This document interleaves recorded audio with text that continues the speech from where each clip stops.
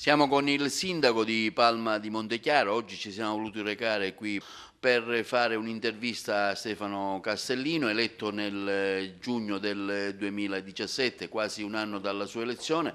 Vorremmo fare un po' un consuntivo di ciò che è stata la sua attività amministrativa, ma anche parlare delle prospettive del Comune, in un momento sicuramente difficile. Entrando abbiamo visto, certo non è un Comune pulito, c'è il problema della differenziata, della raccolta dei rifiuti, un problema che a detta del sindaco sta cercando in qualche modo di risolvere. Ma sentiamo proprio dalla sua bocca cosa ha da dire, un punto sulla situazione. Salve, tutto, grazie di essere qui nella nostra città. È sempre un piacere incontrarvi e poter esternare alla città quanto di buono si fa ogni giorno.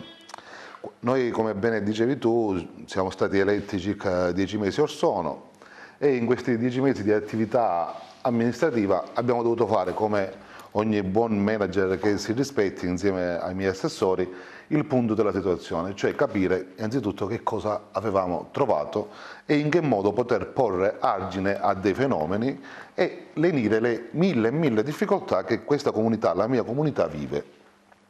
È chiaro che abbiamo trovato una situazione di bilancio sicuramente non florida, ma questo ormai credo che accomuni molte amministrazioni locali, non solo in Sicilia ma in tutta la nazione. Ed è chiaro che spesso i governi centrali, quali il governo nazionale e il governo regionale, al di là dei colori politici, hanno scaricato responsabilità e impegni nei confronti dei sindaci, ormai ultimo baluardo di una democrazia sicuramente in difficoltà, e non solo hanno scaricato competenze e responsabilità, ma hanno spesso decurtato i finanziamenti in modo tale da scaricare sui comuni quella che poi era il pareggio di bilancio inserito in Costituzione, ma senza volerci dilungare su tecnicismi.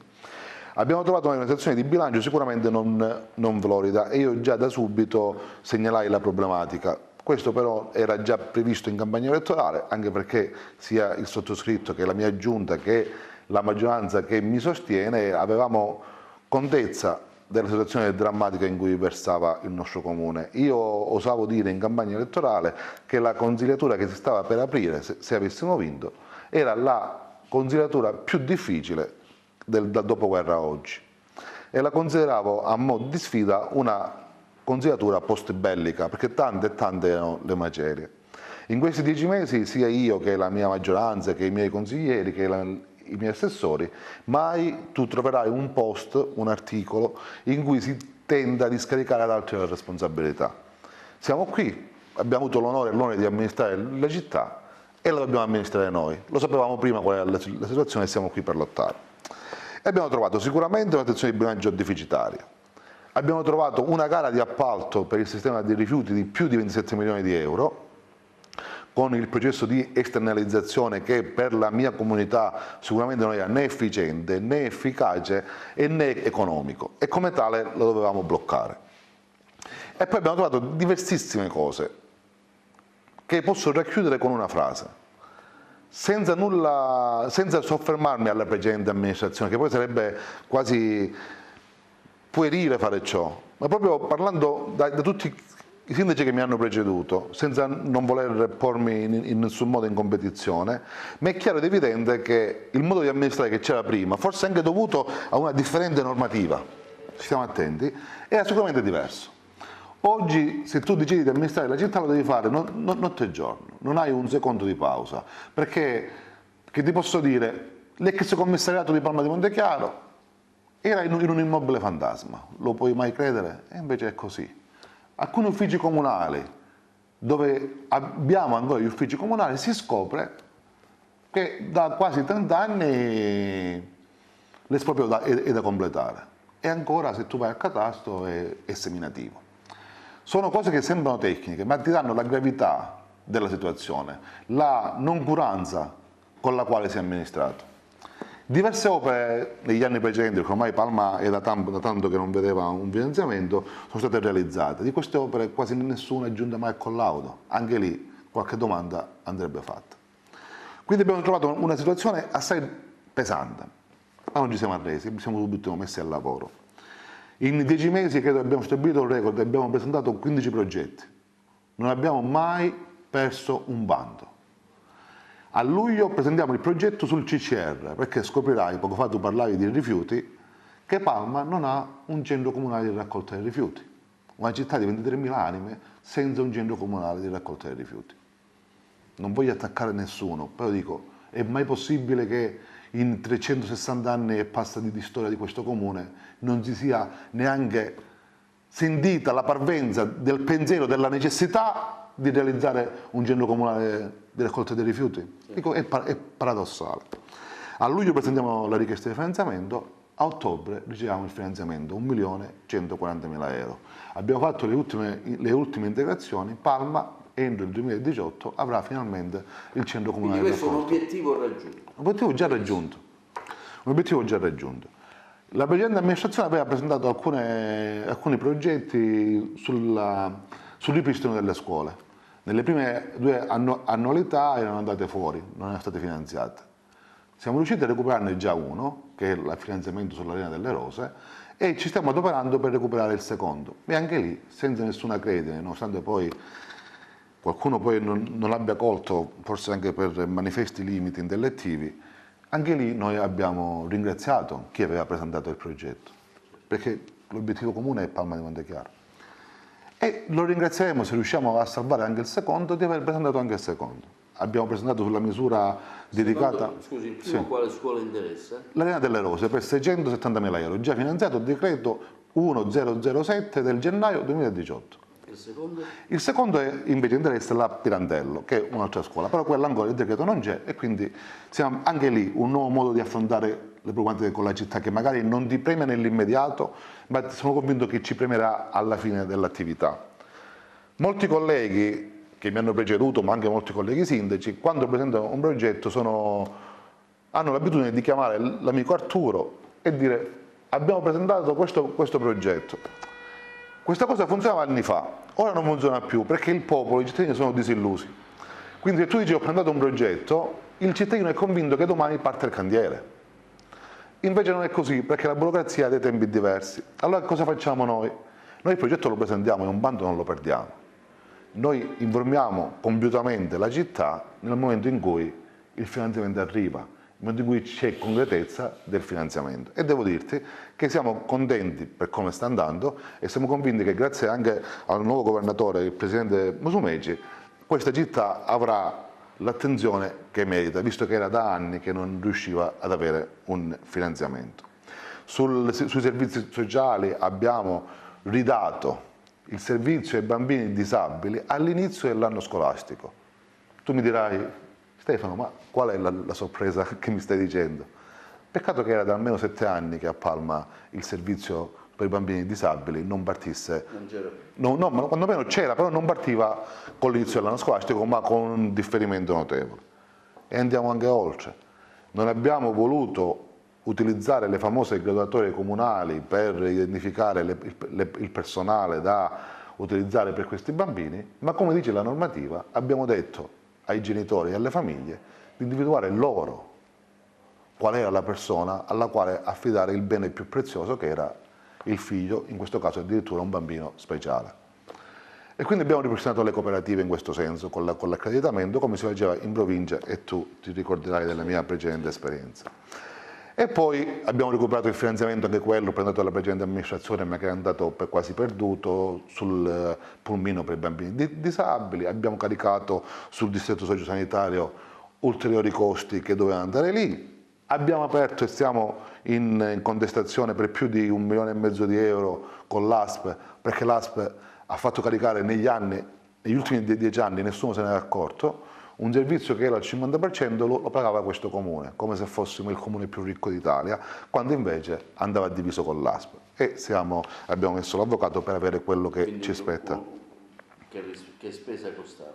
Noi abbiamo speso negli ultimi 10 anni circa 3.800.000 euro, di cui 1.700.000, quindi fai il calcolo, 50%, 1.800.000, 1.900.000 doveva essere speso all'ASP, ma noi già li abbiamo pagati. E quindi lo dobbiamo recuperare. Per dirti con quale leggerezza si amministrava questa comunità. E quindi questo è un aspetto credo importante che si fa sui servizi sociali. Nonostante la crisi di bilancio che abbiamo, credo che non si siano mai realizzati una serie di eventi culturali, di spettacolo, di aggregazione, come in questo periodo. Palma di Montichiaro aveva perso, credo per un anno almeno, se non due, le feste settembrine. Quest'anno abbiamo avuto tutto il mese di settembre con una serie di appuntamenti, di impegni e di manifestazioni teatrali e di intrattenimento di tutto il rispetto. Abbiamo avuto un progetto che era meraviglioso, è stato meraviglioso, che era Viva Vittoria, collegato con Verona, Brescia, un'opera relazionale meravigliosa, avrei visto le foto, per le quali ringraziamo anche la Fidapa che si è donata in questo modo così splendido alla comunità.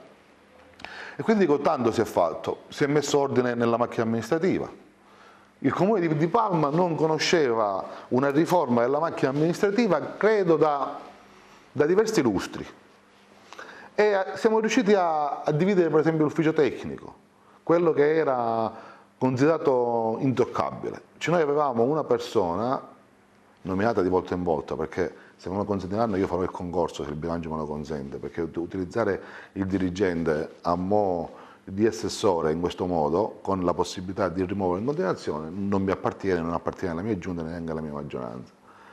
Non solo quindi era precario, ma aveva in capo a sé, dall'urbanistica alle sanatorie, ai rifiuti, al depuratore, alle attività commerciali, cioè praticamente 3/4 una persona, cioè era chiaramente impossibile e consentiva quindi, questo è un mio cattivo pensiero, probabilmente non era così, consentiva probabilmente alla politica in generale di poter dire, visto che si è occupato, oggi occupate di questo, visto che sei in ritardo, tanto era sempre in ritardo. Invece ora abbiamo dei settori diversi, diversificati. Un settore che fa urbanistica e abusivismo, si occupa di quello. L'altro settore, lavori pubblici, manutenzione e ambiente. L'altro settore ancora, attività commerciali e sanatorie. In questo... In tre branche, praticamente. Tutto quello che prima faceva una persona sola, ora viene suddiviso su tre fasce. Perfetto. Questo consentirà all'amministrazione però di chiedere il conto, in maniera molto semplice. Perché fra 2, 3 mesi, 4 mesi, 5 mesi io dirò al responsabile del PO3, avendo dato già gli obiettivi, a che punto sei con gli obiettivi che ti ho dato? Se gli obiettivi sono raggiunti avrai il massimo del premio della posizione organizzativa, se non sono raggiunti, se sono raggiunti in parte avrà un premio sicuramente inferiore, se non li ha raggiunti andrà rimosso, perché chiaramente non puoi giocare con gli interessi della città. Però devo dirti che questa macchina amministrativa, gli impiegati, i dipendenti, sono tutti... hanno riscoperto la voglia di lavorare, tra virgolette, la serenità più che la voglia di lavorare, la serenità, perché era veramente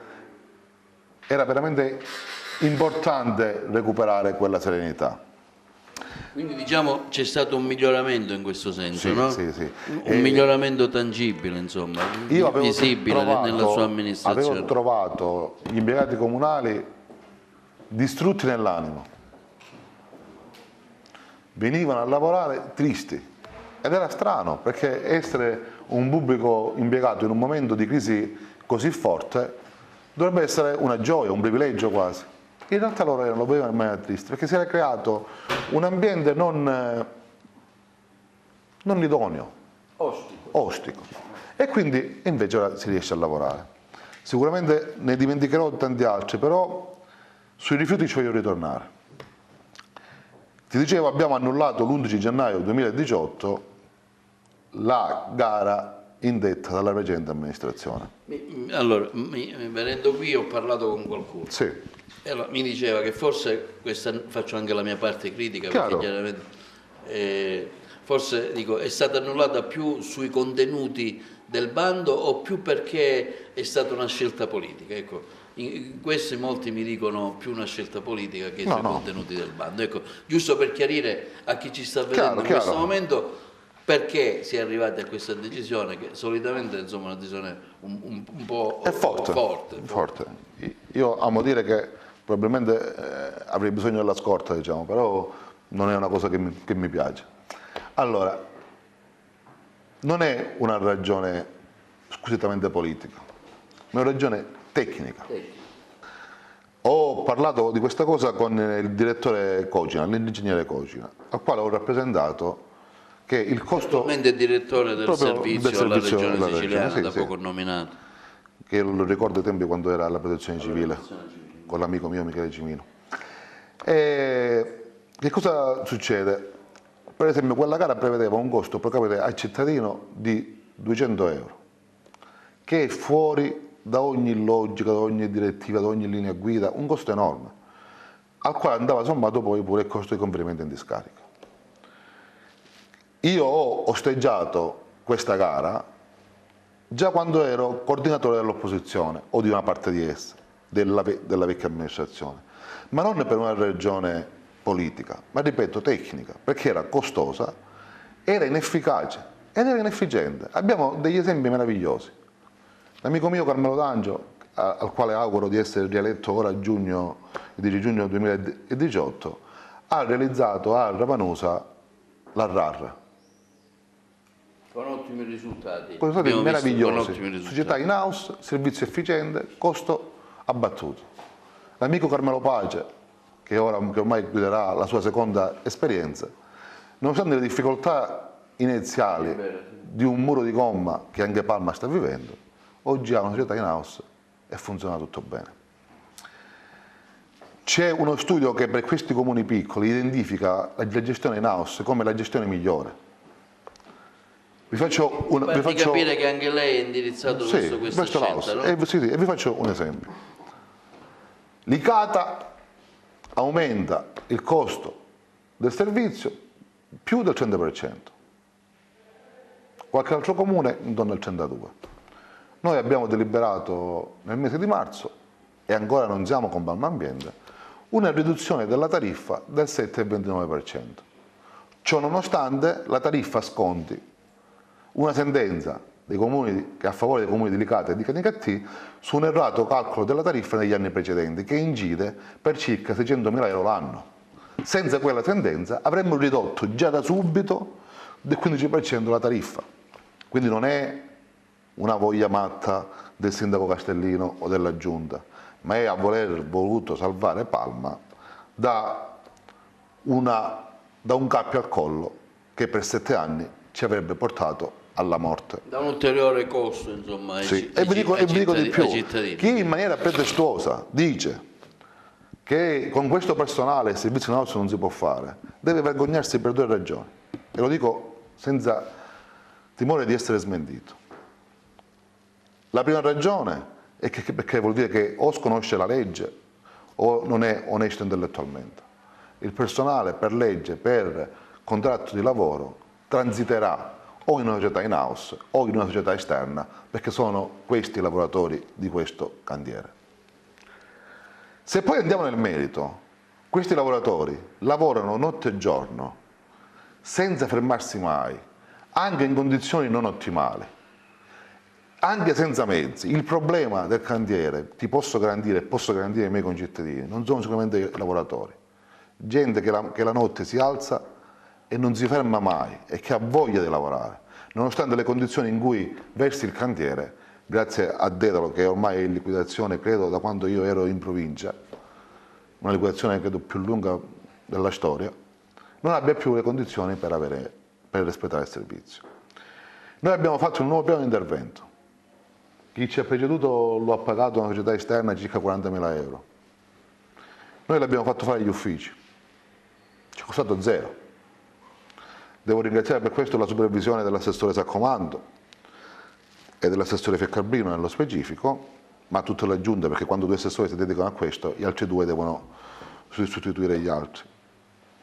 E abbiamo un nuovo piano di intervento, l'abbiamo inviato alla Regione e all'SRR e aspettiamo l'ok. Appena arriva questo ok, noi andiamo in consiglio, creiamo Palma Ambiente e finalmente Palma avrà la sua società in house con i propri mezzi. Già abbiamo acquistato alcuni mezzi, o ci apprestiamo a farlo, ma sicuramente il passaggio cruciale sta per arrivare. Quando pensa che arriverete a questo obiettivo? Dipende tutto da spesso quando si parla, faremo, però dico, la no. gente vuole sapere, non so, 2 mesi, 3 mesi, Tutto 4 mesi, un anno. Tutto dipende dalla velocità dell'ingegnere Cogina, che so essere persona capace e fattiva.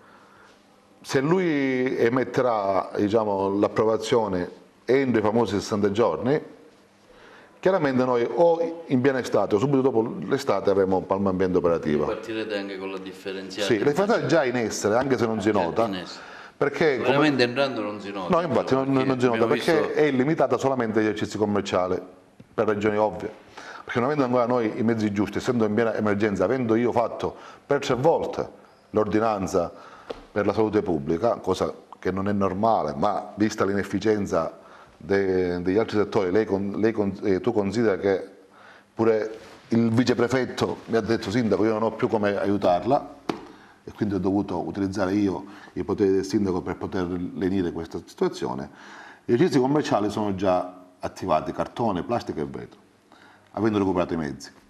E quindi a breve passeremo dal ridicolo 2,8% che ho ereditato, 1,98%, diciamo, sì, vabbè, l'unico termine che mi viene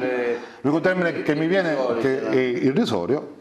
Passeremo a cifre ben diverse, anche perché grazie all'ordinanza del Presidente della Regione fino al 31 di maggio si può, tra virgolette, ancora mettere a regime il sistema, dall'1 di giugno il 30% deve essere garantito, anche perché le discariche non raccoglieranno più la parte eccedente. Poi sulle discariche avete qualche problema? Perché noi abbiamo avuto qualche problema. Stiamo vedendo comuni come per esempio Porto Empedocle che da diversi giorni non si raccoglie, sì, perché non possono andare in discarica. La stessa Canicattì è, sì, debitoria di diversi milioni di euro con la discarica. Dico, Palma di Montechiaro sotto questo punto di vista che situazione ha? E la cosa lì è, andiamo sul paradossale.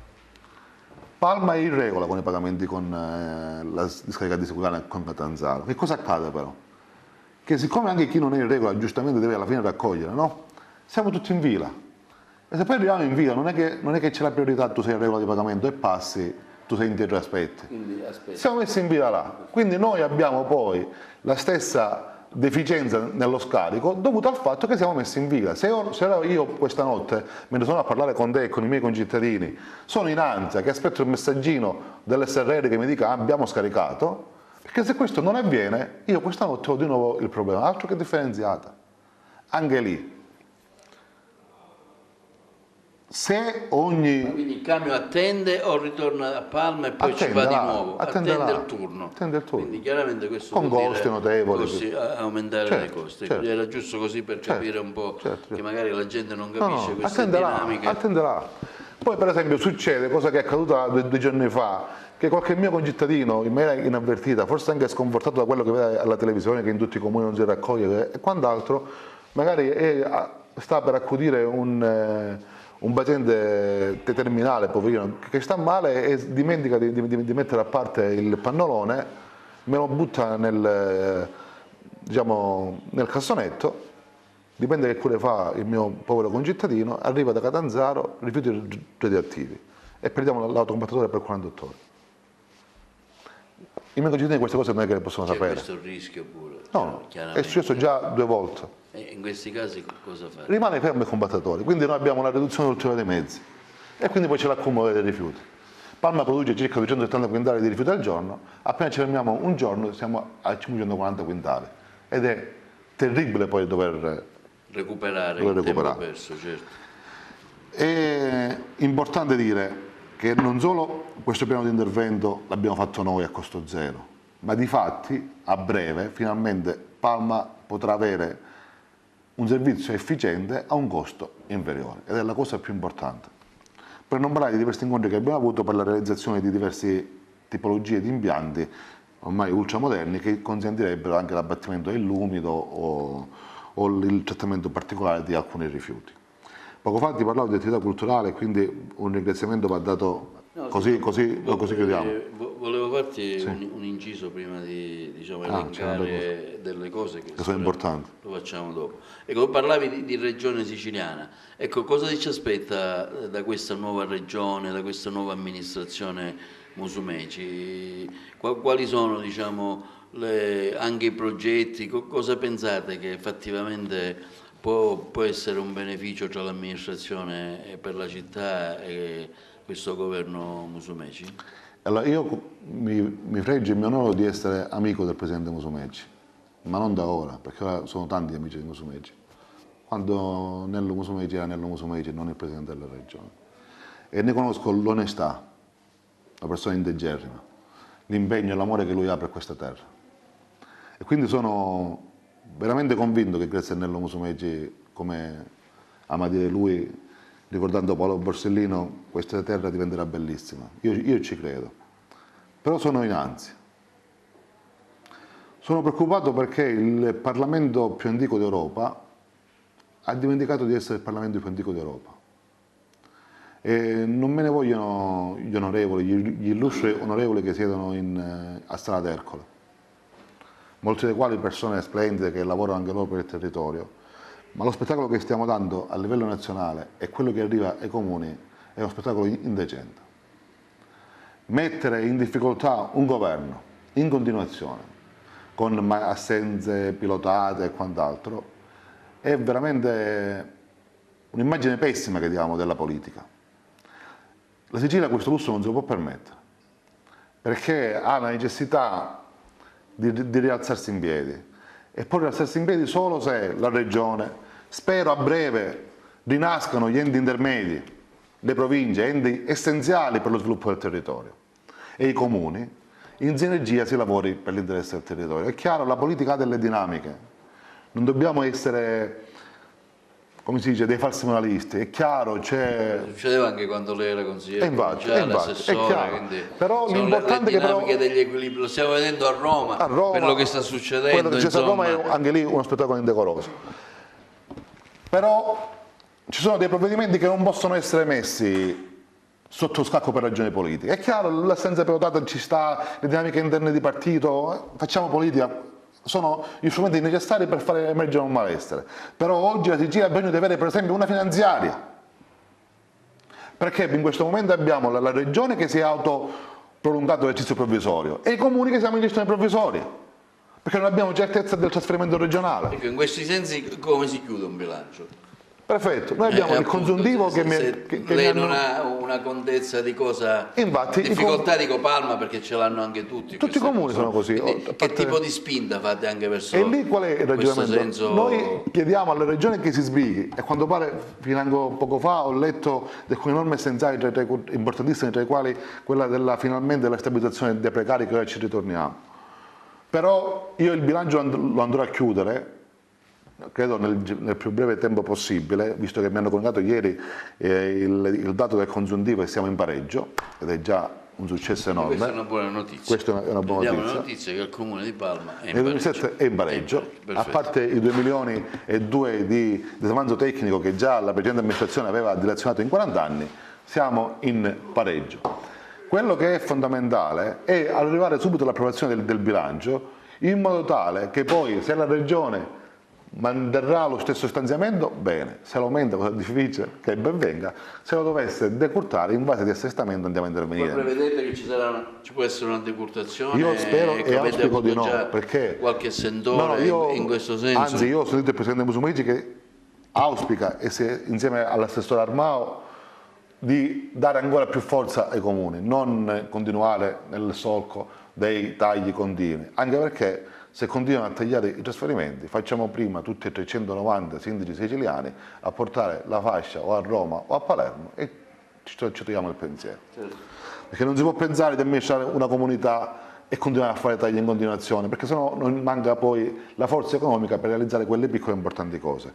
Ieri ho sentito la Regione e a breve avremo il decreto di finanziamento di 2 milioni e mezzo di euro per il completamento della riqualificazione urbana, che era stato presentato dalla precedente amministrazione, che si era bloccato e arriverà a bordo. Un cenno su questo, quali sono i punti per la città che verranno riqualificati maggiormente? Andiamo a tutti, quelli più importanti, andiamo a continuazione dei contratti. Magari chi viene da fuori viene colpito subito dalla riqualificazione urbana. Noi dobbiamo andare a sistemare delle viabilità che ti sembrerà incredibile, ancora oggi nel 2018 sono privi di asfalto. Quindi prima di pensare a come ancora abbellire la città, dobbiamo andare a dare quel servizio minimo e essenziale ad interi quartieri privi di asfalto. Quando si parla di Europa, tutte queste cose qua, ricordiamoci anche di questo. Questi 2 milioni e mezzo serviranno per completare questa viabilità. Altri 5, che siamo sempre lì a concorso, tra virgolette, ma a quanto pare dovremmo andare subito all'esecutivo, per ragioni che ti sto spiegando, dovrebbero arrivare pure a Palma di Montechiaro. E cosa che è importante, stiamo procedendo al cambio dell'illuminazione a LED in alcuni posti della città, in modo che ci sia un risparmio ma una illuminazione migliore. Dovremmo a brevissimo aspettare il decreto per la riqualificazione del costone della villa comunale Palazzo Ducale presentato da questa amministrazione, per giù progetto nuovo, e cosa che è grave, abbiamo ereditato un quartiere che da 4 anni si sta aprendo, cioè la viabilità si apre, le case nel senso che si sprofonda, le strade si aprono. C'è interessato Dissesto da movimenti di stesso idrogeologico. E quindi, e qual è il quartiere? Il quartiere Mondi, Monte. dietro la scuola ECA, cosiddetta ex ECA. Perché parliamo di questo? Perché per 4 anni è rimasto lì questo problema. Hanno fatto l'ordinanza di sgombro ed è finita lì. Per 7 anni una frana a Ciotta, una zona balneare della città, è aperta da 7 anni. Ed è chiaro che io sono stato subito in regione, all'assessore regionale del territorio ambiente e della protezione civile, per chiedere l'intervento. Mentre su Ciotta abbiamo già un finanziamento che da tempo da 700.000 euro, ma non è bastevole, e dobbiamo attivarci ci siamo attivati per chiedere almeno 2,5-4, perché sennò non ci riusciamo. Per quanto riguarda invece Via Monti, incredibilmente, per ragioni che non sto qui ad elencare, la vecchia politica aveva fatto togliere il vincolo idrogeologico e io lì mi fermo. Quindi dobbiamo fare aggiornare il PAI, perché altrimenti non possiamo essere destinatari di finanziamento. Quindi io spero in questi 5 anni, per poi potermi ripresentare alla città, di realizzare e ridare quel minimo di normalità che Palma ha di bisogno. E poi il salto lo faremo, però prima dobbiamo dare normalità. L'abbiamo vista presente qui qualche giorno fa una manifestazione della scuola Tommasi di Lampedusa, dove c'era anche il principe, appunto, erede. Ecco, si parlava di questa grande risorsa che Palma, diciamo, ha, che è il Gattopardo, Sì, è conosciuto in tutto il mondo. Ecco, lei tra l'altro nel programma che io ho letto prima di venire qui ha messo proprio una voce del suo programma, se non ho letto male, come città del Gattopardo. Sì.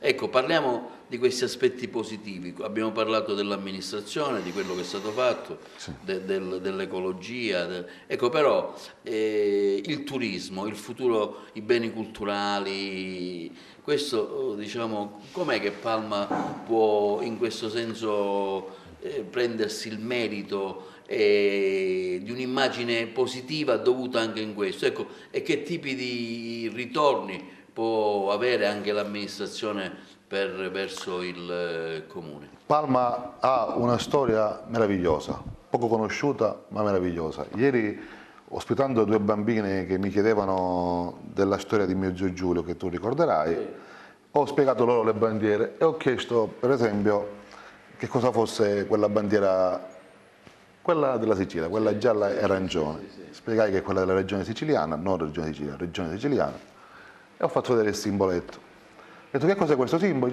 La Trinacria. Qual è l'antico, dove è stato fatto il pendico ritrovamento che riporta il simbolo della Trinacria? Le 2 bambine non lo sapevano, e lì ci può stare, ma non lo sapeva praticamente nessuno che il più antico simbolo che raffigura la Trinacria è stato trovato a Palma di Montechiaro, per dirne una. Che Palma ha la bolla come Terra Santa, che un pellegrinaggio a Palma di Montechiaro, se tu fai tutto il percorso, ti dà l'indulgenza plenaria come se tu andassi a Gerusalemme, che abbiamo una delle copie della Sindone qui al Collegio di Maria, che la famosa chiesa dalle colonne rosse e tozze del Gattopardo è la nostra chiesa madre, che i biscotti alle mandorle del monastero Santo Spirito, sempre Gattopardo, non sono altro che i biscotti ricci che fanno le suore di clausura che abbiamo qui, per non parlare di Palma Neolitica, quando noi commerciavamo già in epoca antica. Però io sono molto sincero e pragmatico, forse anche per deformazione professionale, essendo un ingegnere. Palma si deve aprire al turismo e può aprirlo, e può aprirsi, anche perché ha il mare, abbiamo quasi 20 km di costa. Però per fare ciò in maniera seria e concreta, e non per fare chiacchiere da tavole rotonde, lo può fare solo se riusciamo a fornire i servizi essenziali. Tu puoi pensare di fare turismo se non hai i rifiuti per le strade. Tu puoi pensare di fare turismo se hai una donazione idrica decente. perché noi siamo pure disobbedienti sull'IDIO, noi non consegniamo, non abbiamo consegnato, non consegneremo le reti. E lì se voi ne possiamo anche parlare. E quindi prima dobbiamo fare questo passaggio di miglioramento dei servizi, ma nel contempo noi continuiamo con uno sforzo immane a fare conoscere la città. Ti dicevo poco fa che grazie all'assessore Rinollo credo Palma abbia realizzato decine e decine di eventi in questi 10 mesi. Decine e decine di eventi, uno quello di cui parlavi con l'amica Laura San Filippo, ti citavo Viva Vittoria, le feste settembrine, avremo ora a brevissimo, in un momento storico assai particolare, e questo darà una grande ribalta nazionale a Palma di Montechiaro. Ospiteremo l'ambasciatore siriano presso la Santa Sede per le giornate per la pace, una solidarietà per le giornate per la pace in Siria di Palma di Montechiaro insieme alla Curia. Questa sicuramente è una notizia importante. Sì. Ecco, come mai avete pensato a questo? Perché in un momento in cui la Siria viene bombardata, sì. farlo a Palma, da cosa è scaturita l'idea, Sindaco? Ne parlavo in questi giorni proprio con l'assessore, vedendo su internet alcune immagini terribili che ci sono in Siria, c'era un utente che commentava in questo modo, e io e l'assessore di Rinollo ne abbiamo condiviso il senso. Quando i ricchi si fanno la guerra, i poveri muoiono.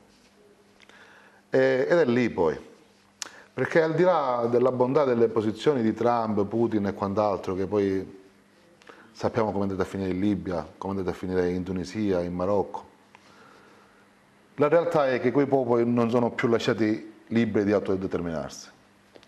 E quindi per ragioni prettamente economiche, tipo il petrolio, alla fine si massacra un popolo. E vedere quei bambini morti per i gas, per le bombe, per le armi chimiche, o vedere le città bombardate con i bambini che piangono, con il fratellino morto accanto, ti fa rendere conto di quanto grave sia quello che sta accadendo. E noi non vogliamo entrare in una polemica internazionale che non ci appartiene chiaramente, ma da città, da periferia d'Europa, perché quello siamo. Auspichiamo di essere diversi, ma oggi siamo periferia d'Europa.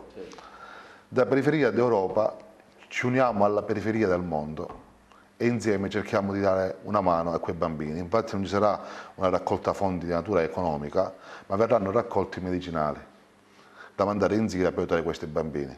Poco importa chi bombarda. È comunque un crimine che si sta commettendo in Siria e quindi quella popolazione va aiutata. E da lì nasce questa idea, grazie a Don Fabio Majorana. Quale sarà il programma? Insomma, noi avremo il 30, se lo vogliamo anticipare qui e sul poi TVA. il 26 vi aspetto per la conferenza stampa. E il 30 avremo il Consiglio Comunale convocato in seduta solenne, nella quale l'ambasciatore incontrerà il Consiglio e la Giunta. E poi il 2 maggio ci sarà questa conferenza sempre in aula consiliare, la solidarietà per la Siria, e lì poi ci sarà il dono di un quadro della Madonna del Pozzo che verrà donata alla nostra città dal dottor Vito Grittani e verrà deposta nella chiesa di Sant'Angelo, che è una bellissima chiesa che abbiamo qua vicino. Per non parlare, questo è un evento molto importante. Poi il 28 di aprile avremo un convegno sulla pedofilia, contro la pedofilia, un aiuto agli educatori e ai bambini di tutta l'età, perché capite bene che comprende, diciamo, tutta una serie di persone che è un tema sentito questo della pedofilia a Palma di Montechiaro. Parlo di bullismo, cyberbullismo, violenza alle donne. Ecco, lei come diciamo sindaco, qual è il termometro su questi argomenti? Sicuramente la mia città grazie a Dio non ha di queste grosse problematiche, almeno non sono a livello, credo siamo sotto la media nazionale, però c'è un problema, ormai abbiamo questo strumento che è bellissimo, che è potente, che è il computer. E quindi non puoi limitarti tu alla tua comunità, i bambini vanno comunque educati per essere salvati non solo dall'orco che può essere in carne ed ossa vicino o in prossimità, ma anche da quello che ti arriva attraverso i social network e quant'altro. E avremo l'onore a Palazzo Ducale di avere il magistrato, il dottore Stefano Zammuto, che andrà a parlare di normativa riguardo alla lotta contro la pedofilia, quindi è un onore enorme per la città, così come è un onore enorme avere qui l'ambasciatore.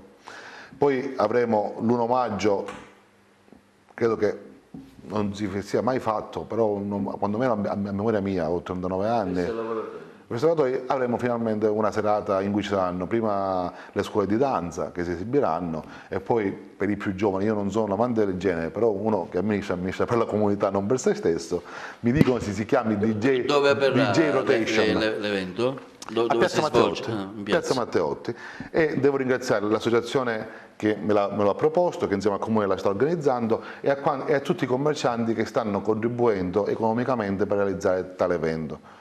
Palma spesso viene ricordata fuori dai suoi confini per cose non belle, invece devo dirti che la mia comunità è capace di gesti altruistici, di donarsi all'altro come poche comunità italiane. Palma paga il pegno di aver avuto la disgrazia di aver dato i Natali a gente, a gendaia la chiamo io, a persone che ne hanno invencato il nome e la storia. Ma Palma ha nobili radici e deve aspirare a un nobile futuro, perché abbiamo persone di grandissimo animo. Nel parlare, come dimenticare per esempio il 21 settembre che abbiamo realizzato spesso contro Spam, bellissimo, bellissimo, nel quale il killer del giudice Livatino chiede scusa ma non è neanche capace di perdonarsi. È quasi a volersi riconciliare con la propria comunità per averne invencato il nome e la storia.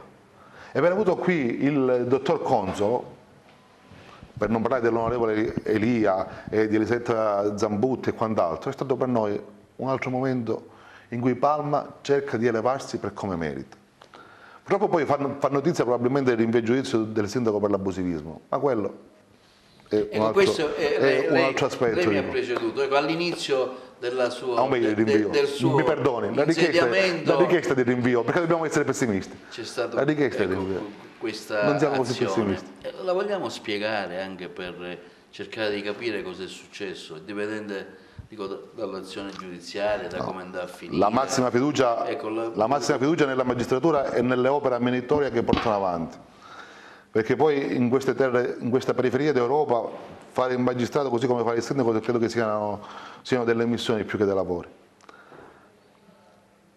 Il ragionamento è semplice. Noi avevamo ereditato una serie di cose dalla precedente amministrazione e dal commissario. Io in campagna elettorale, così come quando sono stato sindaco, non ho mai detto, ci sono i video, cose diverse da questa. Noi siamo per l'assoluta legalità. Tutto ciò che per legge, lo sottolineiamo, tutto ciò che per legge non si può salvare va demolito. Tutto ciò che per legge si può salvare e che per inerzia del comune non si è posto in essere nessun atto, lasciando poi i magistrati soli a dover combattere questa battaglia, va posto in essere. Se c'è una norma che ti consente di salvare un immobile, l'immobile si salva. Se la norma non c'è, l'immobile si demolisce. E credo che sia una chiarezza scomparata. E devo chiedere un altro passaggio. Il sindaco in questa vicenda ha poco ruolo. Perché? La pubblica utilità la stabilisce il Consiglio Comunale. I fondi da destinare alle demolizioni lo stabilisce il Consiglio Comunale, perché è bilancio. Le ordinanze di demolizione le esegue o il procuratore o il capo dell'ufficio tecnico. Sono atti gestionali, per la Bassanini la politica non può entrarci. Credo di essere abbastanza chiaro. Certo. Cosa ha fatto questo sindaco? Ha cambiato, o meglio, ha proposto, ha indicato dei criteri diversi. Non il mero criterio cronologico, perché partoriva una demolizione a macchia di leopardo. Succedeva che la casa a 150 metri andava a terra, quella a 40 metri non andava a terra, o andava a terra dopo, creando anche un malessere sociale non indifferente. Dove li ha presi i criteri il sindaco? Dalla sua mente? Impossibile. Ne ho parlato pure che abbiamo avuto ospite il senatore Nitto Palma, che tu conoscerai, al quale abbiamo dato la cittadinanza onoraria. Sono i criteri che poi hanno voluto le procure d'Italia e sono semplicissimi. sovrapposizione di vincolo. Se già c'è il vincolo di 150 metri e c'è il vincolo sismico, idrogeologico, vanno a terra. Pericolo per la pubblica e privata incolumità. Precisiamo, queste sono le priorità, non è che sono solo queste. Avendo pochi soldi, dovendo dare una priorità, si è condiviso, che poi sono quelle che mutuate dal decreto Falanga, per intenderci, che è in commissione in Parlamento. Quindi abbiamo detto separazione di vincoli, pubblica e privata incolumità e beni di proprietà di cittadini condannati al 416 bis, per intenderci che ci capiamo meglio. Hanno priorità, secondo questa amministrazione, gli immobili di proprietà dei mafiosi. Così è più chiaro rispetto al 416 bis.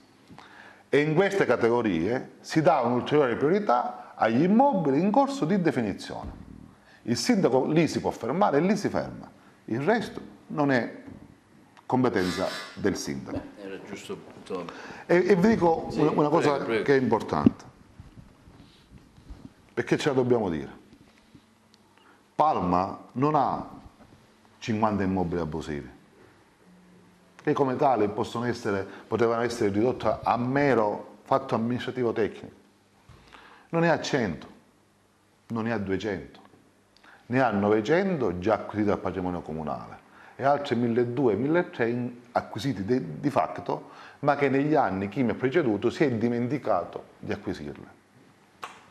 Quindi parliamo di più di 2.000 immobili abusivi. Quindi è un fatto anche di natura sociale. 2.000 immobili abusivi non nascono dall'oggi al domani. Evidentemente chi doveva vigilare non ha vigilato, chi doveva controllare il territorio non l'ha controllato, chi doveva porre in essere azioni di repressione non ha posto in essere azioni di repressione. Probabilmente si diceva anche al cittadino: costruisci, non ti preoccupare. Probabilmente, non lo so. Vabbè, era una cosa un po' comune successa in tutto il territorio della e quindi provincia, in Sicilia. ora è chiaro che se la normativa è questa, quello che si può salvare si salva, quello che si deve demolire si demolirà. Non ci sono discussioni. La legge è legge e come tale va rispettata. Però andiamo oltre. In 30 anni nessuno mai a Palma di Montechiaro ha chiesto il canone sine titolo. Che cos'è il canone sine titolo? L'occupazione, che gli immobili sono pro tempore di proprietà del sindaco, no? Sì. Nessuno ha chiesto all'attuale occupante di dover pagare il dovuto, nonostante la Corte dei Conti, la Procura e la Corte d'Appello scriva in continuazione. Io mi sono insediato il 14 di giugno, il 16 o 18 di giugno ho fatto lettera, direttiva per fare pagare il canone sine titolo. Tuttora, grazie a questa riforma dell'ufficio tecnico, come tu hai visto, averlo scorporato, noi faremo pagare a chi occupa quelle case, perché è giusto che paghino. Se ci sono le condizioni che diventano edilizia popolare, se le condizioni non ci sono, si demolisce. Ma dobbiamo riportare legalità in una situazione che era lasciata allo sbando e che spesso veniva utilizzata come possibilità di carriera di chi si trova a ricoprire questa scomoda sedia.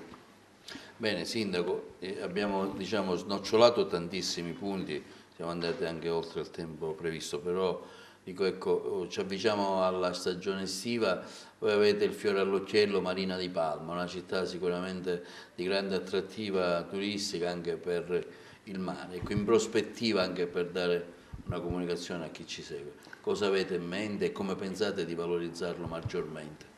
Allora, noi quando ci siamo insediati l'estate era a ridosso e abbiamo ereditato Marina spopolata, ti ricorderai i servizi e quant'altro. Torre di Caffè, Sì. ecco, mi riferivo, non so. Al momento che ci siamo insediati l'anno scorso, Marina di Palma è ritornata a vivere, avevamo migliaia e migliaia di persone a Marina, finalmente, semplicemente rimodulando in maniera non da scienziati, ma in maniera da buon padre di famiglia, con un minimo di buonsenso, la viabilità e creando quelle attività culturali e di intrattenimento necessarie. Ritornerà l'isola pedonale, ricordo io. L'isola pedonale c'è stata, ma è venerdì, sabato e domenica, quella che serve. C'era un ex arenile, che arenile non è più, che noi abbiamo tra l'altro chiesto pure la demineralizzazione e che utilizzeremo come parcheggio, come un polmone per il parcheggio. Ora l'assessore sta predisponendo i nuovi appuntamenti per l'estate, sarà poi nostra cura farcela arrivare. Però Marina insieme ai vari locali che stanno nascendo, che grazie all'estate scorsa hanno ripreso vigore e forza, abbiamo avuto l'apertura anche di una discoteca, Marina sta ritornando a vivere. Già quest'estate è andata bene e a breve avremo questo nuovo programma estivo ed sarà veramente interessante e poi ti chiederò di darne comunicazione gentilmente. Ultima cosa, il 14 maggio si chiuderà il premio Giulio Castellino con tutte le scuole della provincia, poi ti chiederò di essere presente, anche lì sempre a servizio della legalità. Bene, siamo qui dal Comune di Palma di Montechiaro, abbiamo voluto dedicare parte della nostra programmazione a questa intervista speciale al sindaco Castellino che a giugno del 2017 è stato eletto. Abbiamo fatto un po' un elenco di ciò che sono state le sue iniziative, diciamo, realizzate, anche di ciò che vuole essere il suo lavoro in prospettiva. Grazie, ricordo sempre TVA è visibile a Palma di Montechiaro sul canale 92, ma come in tutta la Sicilia e Bassa Calabria, anche in streaming, anche sul nostro canale YouTube, Twitter e Facebook. Grazie, una buona visione e grazie anche al sindaco per averci concesso questa intervista e buon lavoro ovviamente.